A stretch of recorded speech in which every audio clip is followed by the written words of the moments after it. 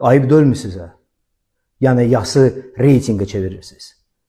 Ay sarı pressa. Aktyor Tahir İmanov qardaşı Cabir İmanovun vəfatından sonra sosial şəbəkələrdə yayılan məlumatlara münasibət bildirib.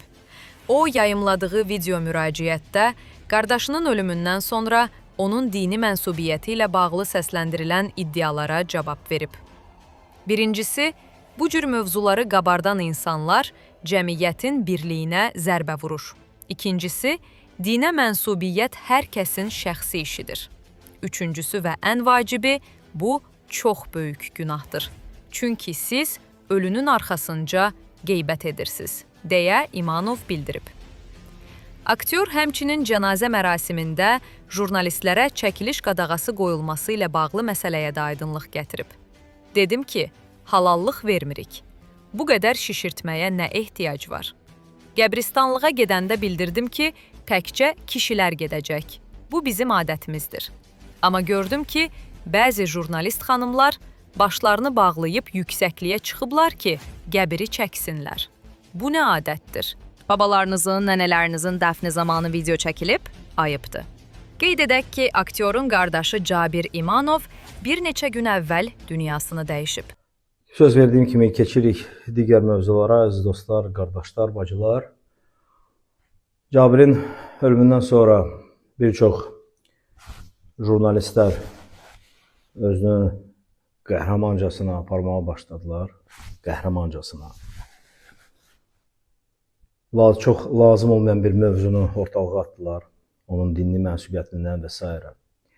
Birincisi demək istəyirəm ki, ümumiyyətlə bu kimi mövzuları qaldıran blogerlər, ictimai xadimlər və jurnalistlər ilk növbədə cəmiyyətdə yaranmış o birliyə çox böyük zərbə vurur. Bu bir. İkincisi, ümumiyyətlə dinə olan mənsubiyyət, bu hər bir insanın şəxsi işidir. Bu iki. Üçüncüsü və ən birincisi.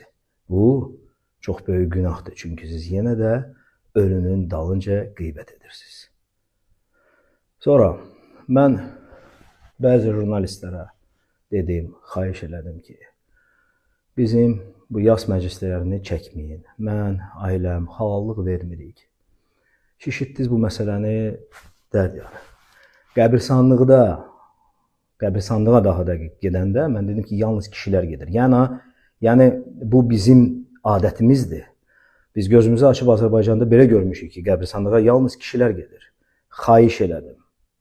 Çünki əmr etməyə haqqım yoxdur. Xahiş elədim. Eşidirsiniz nə deyirəm? Xahiş elədim. Qəbirsanlığa gələndə nə gördüm? Yalandan başlarını bağlayan jurnalist xanımlar durub, özdə hansısa bir yüksəklikdəki qəbrin için çəksinlər. Bu nə adətdir? Hansı xalqa xasdır? Yoxsa babalarımızın, nənələrimizin dəfni vaxtı videoları çəkilib? Ayıb deyilmi sizə? Yalvara dedim ki, çıxın gedin buradan. Getdiniz. Amma yenə də arxadan tabutu çəkdiniz. Arxadan da kim vurur? Düşmən? Yox. Düşmən göz qabağındadır. Biz görürdük onları. 2020-ci ilə qədər görürdük səngərdə, əllərində silah və onlara qarşı savaşırdıq və biz bilirdik ki, düşmənin nə kimi silahı var və s. Arxadan vuranın adı nədir sizcə? Zəhmət olmasa onu kommentlərdə yazın, qoyular da eşitsinlər. Mən sizə heç bu adı da yaraşdırmıram, düşmən. Çünki siz düşmən də deyilsiniz. Mən bilməm siz kimsiniz.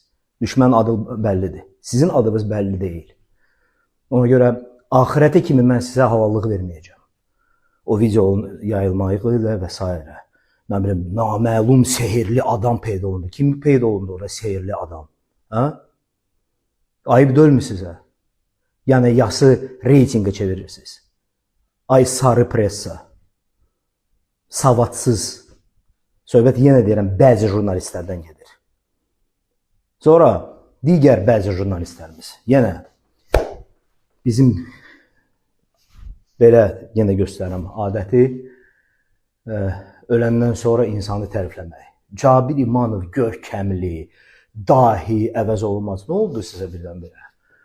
Axı son vaxtlar yazırdınız ki, konsertlərimiz zəifdir. Cabir və Tahir İmanov tükəniblər. Məhəllə 3 zəifdir. Bəxt üzü 2 zəifdir. Nə oldu sizə birdən-birə Cabir öləndən sonra Məhəllə 3-dən Bəxt üzü 2-dən sitat gətirməyə başladınız? Video parçaları yayırsınız. Nə oldu birdən-birə hər şey dəyişdi? Hə? Gəzirdi də aravızda yaşayırdı.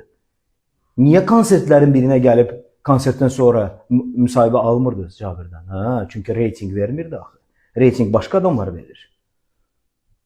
Mən bilirəm sizi nə maraqlandırır. Boşandı, öldü, özünü asdı. Bu da falan kəsin qızı, bu da falan kəsin arvadı. Ayıb deyil onun bunun arvadı, həyat yoldaşı haqqında yazırsınız siz, hə? Yenə soruşam, hansı xalqa bu adət, hansı xalqda bu adət-ənənə var, hə? 100 bilmirəm hansı xalqda var, amma bilirəm ki, Azərbaycan xalqında belə adət-ənənə olmayıb heç vaxt. Çünki heç vaxt biz bunun həyat yoldaşı dalıyca, qızı dalıyca, övladlarıca baxmamışıq. Biz Azərbaycanlılar. Demək ki, siz Azərbaycanlı da deyilsiniz.